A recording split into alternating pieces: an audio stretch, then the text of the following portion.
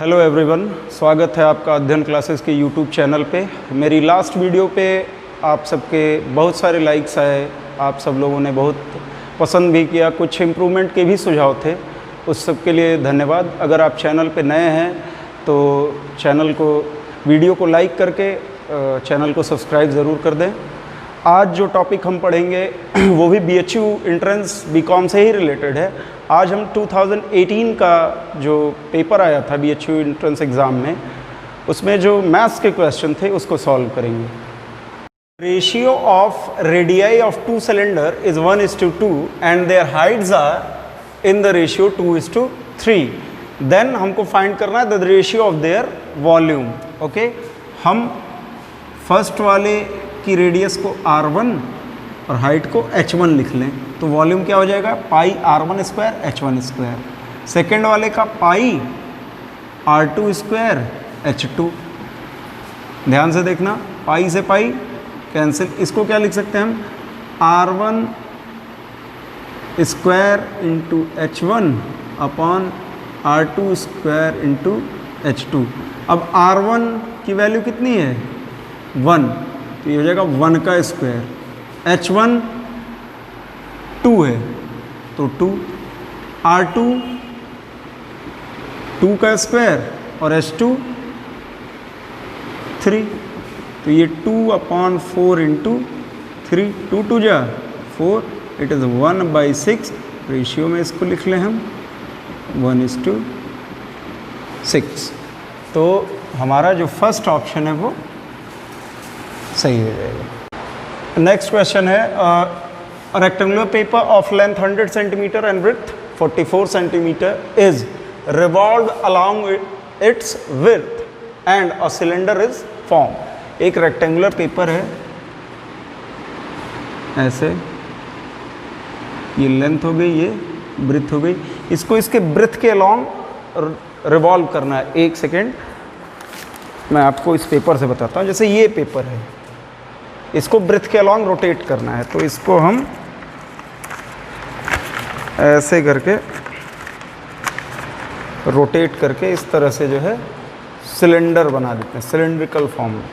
Okay, यानी ये इस तरह का फिगर आ जाएगा।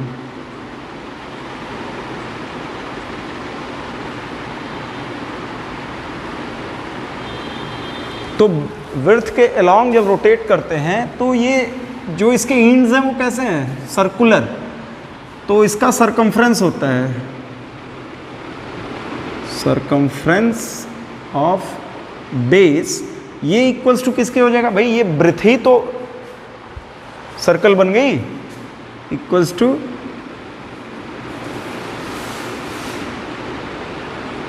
Width of the rectangle. ये कितना होता है, 2πr, हमको पता है सरकमफ्रेंस ऑफ द सर्कल, और ये है 44 के इक्वल। वैल्यू पुटअप कर दो, पाई की वैल्यू यहाँ दी हुई है 22/7 ही लिखना है। ये पूरा 44 cancel out, R equals to 7 centimetre. अब रेडियस आ गई हमारी। अच्छा, रेडियस आ गई। अब अगर ब्रेथ जो है वो यहाँ चला जा रहा है तो लेंथ कहाँ जा रही है, यहाँ H हो जा रही है, हाइट, और जो कि है 100 सेंटीमीटर। अब हम वॉल्यूम निकाल लें, volume of cylinder pi R square H, pi 22/7 R, 7 into 7, H is 100, 1 7 से 1 7 कैंसिल आउट, 15400 सेंटीमीटर क्यूब। ये हो जाएगा हमारा आंसर डी, और आंसर डी हमारा राइट ऑप्शन है। अगला जो क्वेश्चन है वो है 5x upon 3 minus 4 equals to 2x upon 5, then the value of 2x minus 7।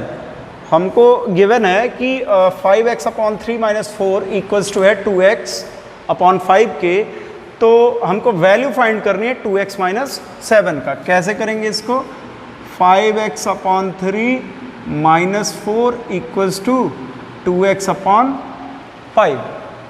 Okay, अब हम ट्रांसपोज कर लेंगे 5x upon 3 minus 2x upon 5, और इसको इधर लेते गए, ये हो जाएगा +4। यहाँ एलसीएम फाइंड कर लेंगे 15, 5 5 ज़ा 25x माइनस 3 2 ज़ा 6x equals to 4। Subtraction 19x upon 15 equals to 4। यहाँ से जो x की वैल्यू आएगी वो आ जाएगी 60 अपॉन 19। नाउ अब ये वैल्यू हम यहाँ पे पुट कर देंगे 2x माइनस 7 में, तो 2 into 60 upon 19 minus 7, 120 upon 19 minus 7, 120 upon 19, यहाँ पे इसको सॉल्व कर लेंगे, ये आ जाएगा 133। सॉल्व कर लो इसको, तो ये हो जाएगा -13 अपॉन 90। अब हम देखते हैं कोई भी आंसर हमारा इतना है कि नहीं, तो हमारा बी वाला ऑप्शन है -13 अपॉन 19, हमारा जो बी ऑप्शन है वो करेक्ट होगा। अगला क्वेश्चन है हमारा, length of rectangle is 5 centimetre more than it's breath if the area of rectangle is 50 centimetre square, find the length of rectangle. कोई रेक्टेंगल है जिसकी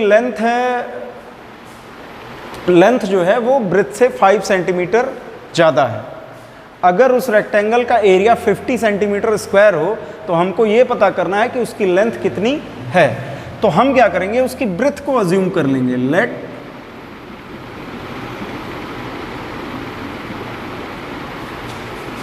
बी x सेंटीमीटर, तो लेंथ कितनी हो जाएगी, लेंथ इससे 5 सेंटीमीटर ज़्यादा है यानी x प्लस 5।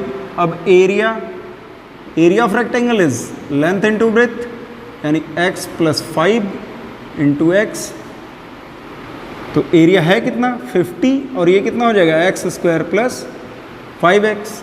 अब ये x स्क्वायर प्लस 5x और इसको इधर ट्रांसपोज कर दोगे तो -50 इक्वल्स टू 0। ये इक्वेशन आ गई हमारे पास। अब हम क्या करें, इसको फैक्टराइज करके हम x की वैल्यू निकाल सकते हैं। x स्क्वायर 50 का फैक्टर कर दोगे 5 इंटू 10। एक्चुअली इसका फैक्टर ऐसा करते हैं कि मल्टीप्लिकेशन करने पे 50 है मगर ऐड या सब्सट्रैक्ट करने पे 5 है, तो ये हो जाएगा 10x minus 5x minus 50 equals to 0। यहाँ x कॉमन ले लिया x प्लस 10 और यहाँ -5 कॉमन ले लिया तो x प्लस 10 इक्वल्स टू 0। तो x प्लस 10 एक फैक्टर हो गया, x माइनस 5 एक फैक्टर हो गया। अब x प्लस 10 इक्वल्स टू 0 कर देंगे, x इक्वल्स टू -10 आ रहा है तो निगेटिव नहीं हो सकती कोई भी साइड, तो इसको हम नेगलेक्ट कर देंगे। x minus 5 equals to 0, x equals to 5। Breadth कितनी आ गई 5, तो लेंथ कितनी हो जाएगी, x की जगह पुट कर दिया 5 प्लस 5 इट इज़ 10 सेंटीमीटर। कोई ऑप्शन है ऐसा? हाँ, हमारा जो फर्स्ट ऑप्शन है वो सही है। अगला क्वेश्चन है, find x if x plus 7 minus 8x upon 3 equals to 17 upon 6 minus 5x upon 8। तो हम इसको थोड़ा सा रीअरेंज कर लेंगे, x माइनस 8x अपॉन 3 और उधर वाले x को भी इधर ट्रांसपोज कर लो, इट इज़ 5x अपॉन 8 और प्लस 7 इक्वल्स टू 17/6। हम 3 और 8 का एलसीएम फाइंड कर लेंगे विच इज़ 24। तो ये कितना हो जाएगा 24x। इसको भाई डिवाइड करते हैं और जो आता है मल्टीप्लिकेशन कर देते हैं, तो ये सिंपल है, आपको पता होगा, फ्रैक्शन आपने सॉल्व किया होगा। यहाँ पे 8 3 ज़ा 24 तो यहाँ 3 से मल्टीप्लिकेशन हो जाएगा और यहाँ 24 में 7 से, तो 4 7 ज़ा 28, 2 कैरी 7 2 ज़ा 14 2 16 है। अब यहाँ हम जो प्लस वाले हैं उनको जोड़ लेते हैं एक साथ, 24 प्लस 15 इज़ 39,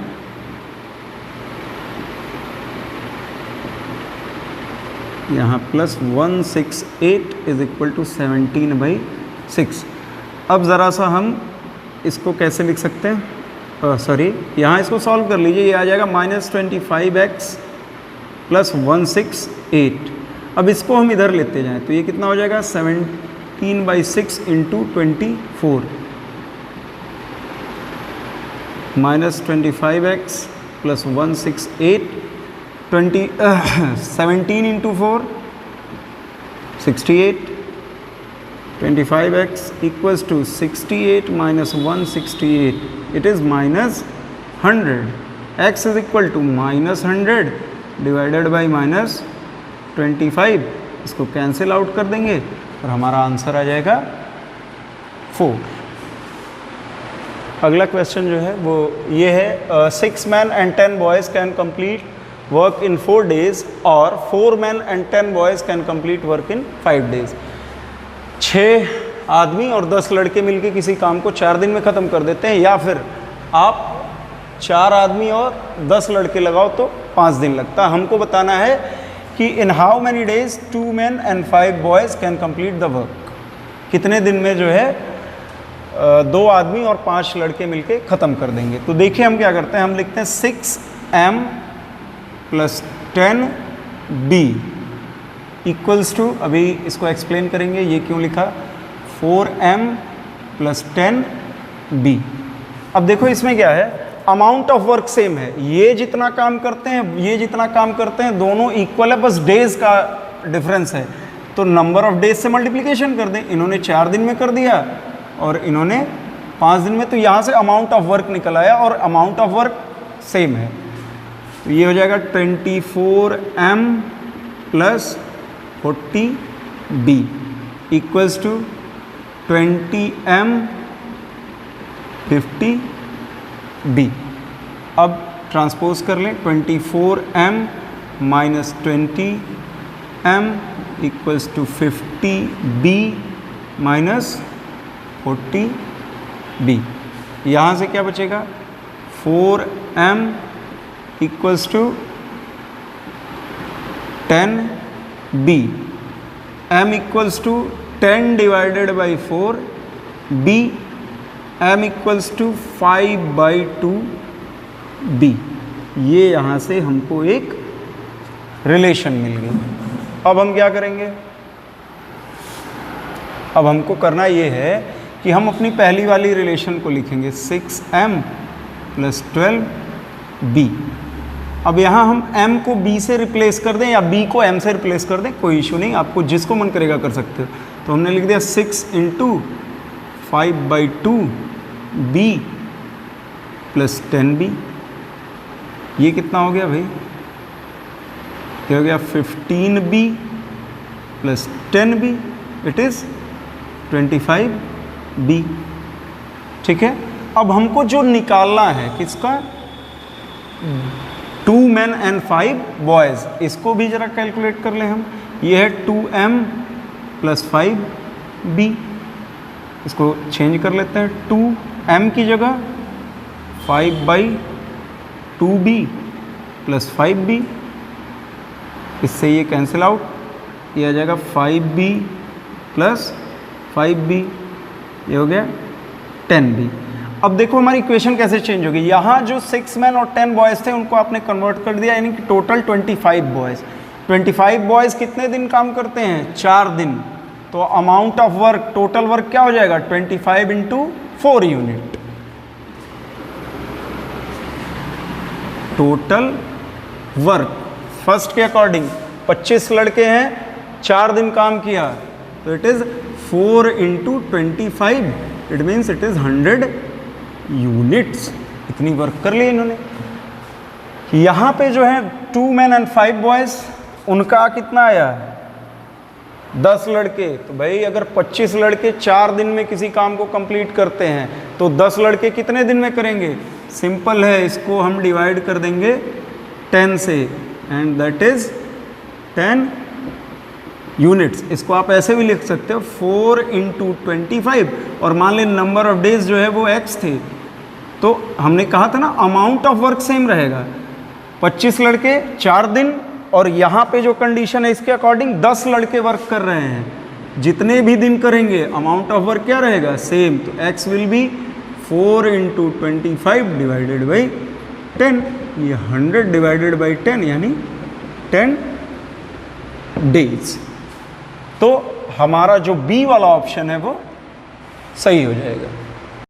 अगला क्वेश्चन जो है हमारा वो ये है कि राधिका कोई कार खरीदती है 2 लाख, 2,50,000 में। Radhika bought a car for rupees 2,50,000.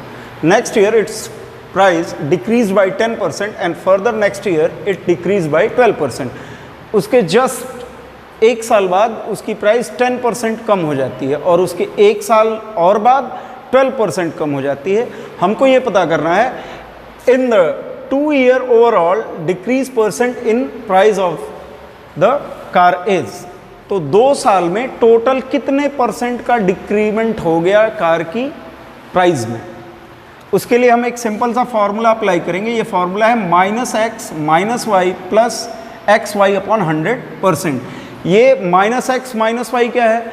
जब किसी भी कार हो, घर हो, कोई भी ऑब्जेक्ट है, उसकी प्राइस लगातार परसेंटेज कम हो रहा है उसका, तो जो परसेंटेज होता है पहले ईयर का उसको x लिखते हैं और दूसरे ईयर का y लिखते हैं, ठीक है। और जब डिक्रीज होता है तो माइनस का साइन, अगर मान लो यही इंक्रीज हो जाता है, यहाँ पे क्वेश्चन रहता है and further next year it increased by 12%, तो ये y प्लस हो जाता है, ठीक है। यहाँ हम वैल्यू रख देंगे। फर्स्ट ईयर में कितनी डिक्रीजमेंट हुई है? 10% की।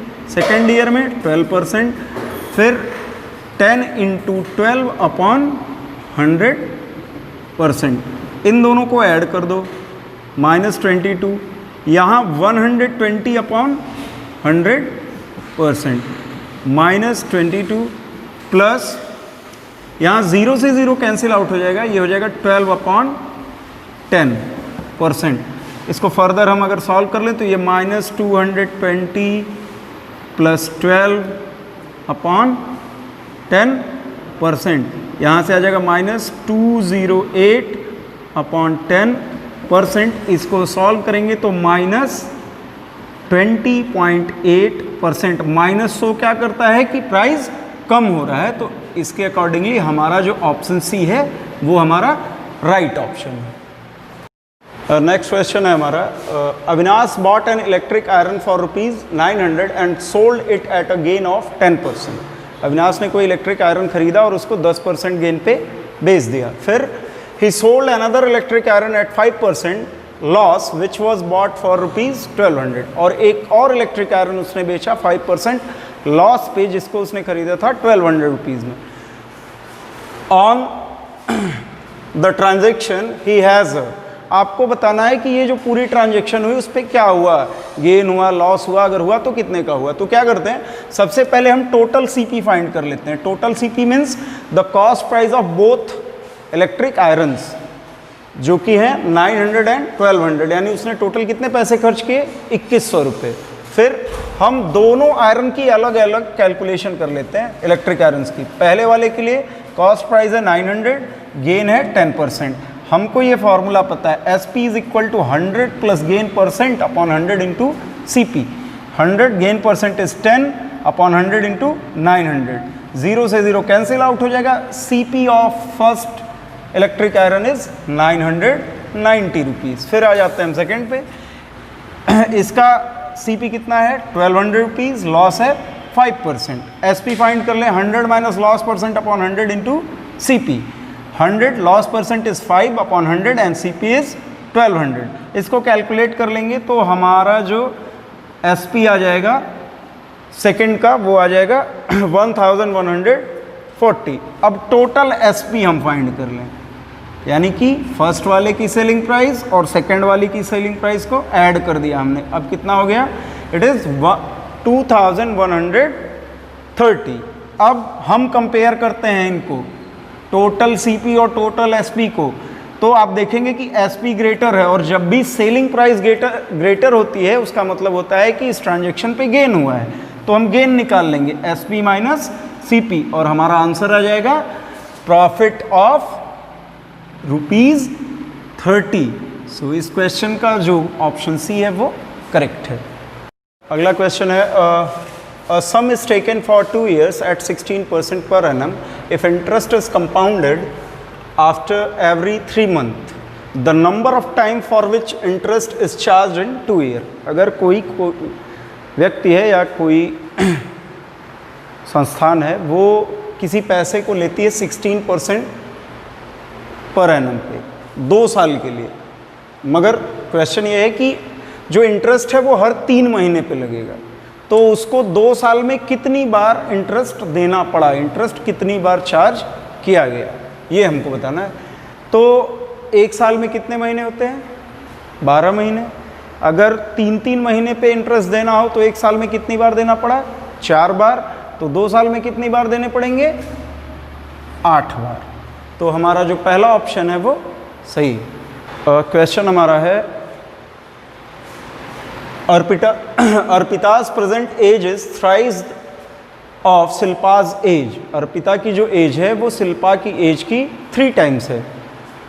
If Shilpa's age 3 years ago was X year, अगर शिल्पा की एज आज के 3 साल पहले X year रही हो तो then present age of Arpita is, तो आज अर्पिता की एज क्या होगी? ओके, तो 3 साल पहले तो हम लिखेंगे क्वेश्चन में गिवन है age of Shilpa 3 years ago, 3 साल पहले उसकी एज क्या थी? X year।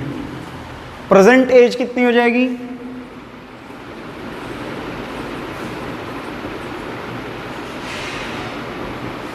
भाई 3 साल पहले x थी तो आज हो जाएगी x + 3। अब प्रेजेंट एज ऑफ अर्पिता, तो अर्पिता क्या है? इसकी एज का 3 गुना, यानी 3 (x + 3 years। इस हिसाब से हमारा ये वाला ऑप्शन जो है वो सही है। Next question is the present age of father is 4 times the age of his son. After 10 years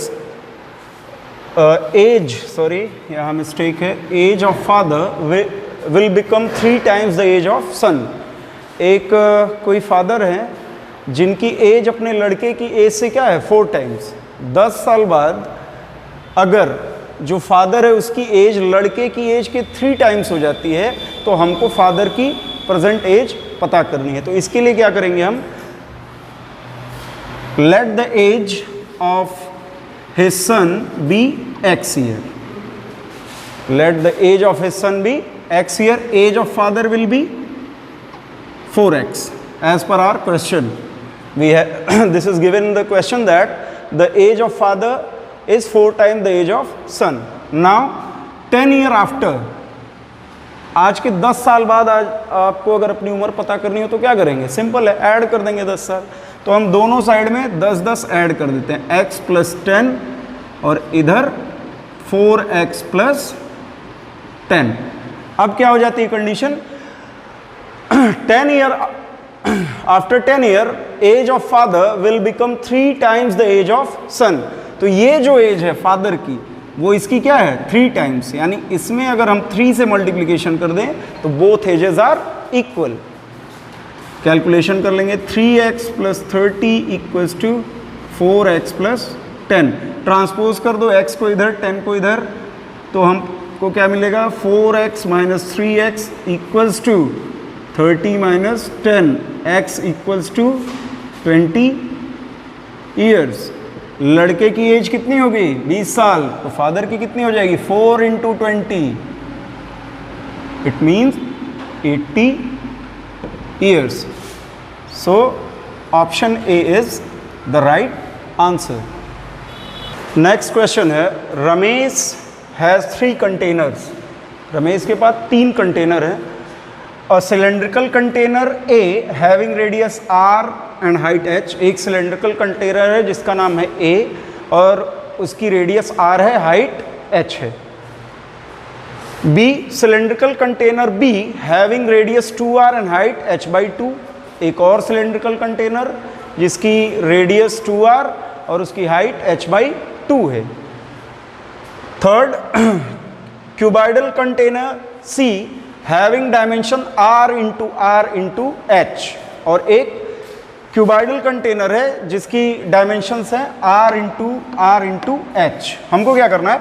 the arrangement of the container in the increasing order of their volume is. अगर इन container को हम इनके volume के increasing order में arrange करते हैं तो इनमें से कौन सा ऑर्डर होगा, कौन पहले आएगा, ए बी सी आएंगे या बी सी ए या सी ए बी या कैन नॉट अरेंज। तो सबसे पहले हम देखते हैं फर्स्ट को, सिलेंड्रिकल कंटेनर है जिसकी रेडियस पता है, हाइट पता है, सिंपल हमको फॉर्मूला पता है pi r square h, this is the volume of a. Second is also cylindrical container having radius 2r and height h by 2। तो पाई, अब रेडियस की जगह हमको क्या लिखना है, 2r square into h by 2, ठीक है। इसको फर्दर सॉल्व कर लेंगे हम, pi into 4r square h by 2, 2 से यहाँ कैंसिल आउट कर दोगे, this is 2 pi r square h। ये है A का वॉल्यूम, ये हो गया B का वॉल्यूम। अब C क्या है, C जो है वो क्यूबाइडिकल है, तो volume of cuboid L into B into H, यानी कि R इंटू एच, ये आ गया आपका R स्क्वायर एच। अब देखो ये R स्क्वायर एच है, ये पाई आर स्क्वायर एच है, ये 2 पाई आर स्क्वायर एच है। अब तीनों में हम बहुत सिंपली देख सकते हैं, सबसे कम किसका वॉल्यूम है, C, फिर उससे ज़्यादा पाई आर स्क्वायर एच यानी A, और सबसे ज़्यादा B। तो हमारा जो थर्ड ऑप्शन है ये अरेंजमेंट जो है वो सही होगी। क्वेश्चन जो हम करेंगे वो है the dimension of a godown are 40 metre, 25 metre and 10 metre. If it is filled with cuboidal boxes each of dimension 2 meter by 1.5 meter into 1 meter, the number of boxes will be। एक बड़ा सा godown है हमारे पास, godown में की dimensions दी हुई हैं, उसमें बॉक्सेस रखने हैं और बॉक्सेस की भी डायमेंशन गिवन है। हमको पता करना है कि उस गोडाउन में वैसे कितने बॉक्सेस रखे जा सकते हैं। तो हमको करना क्या होता है, हम फाइंड करते हैं सबसे पहले वॉल्यूम ऑफ द गोडाउन, और वॉल्यूम ऑफ द गोडाउन को डिवाइड कर देते हैं वॉल्यूम ऑफ वन बॉक्स से। तो देखते हैं कैसे सॉल्व करना है इसको।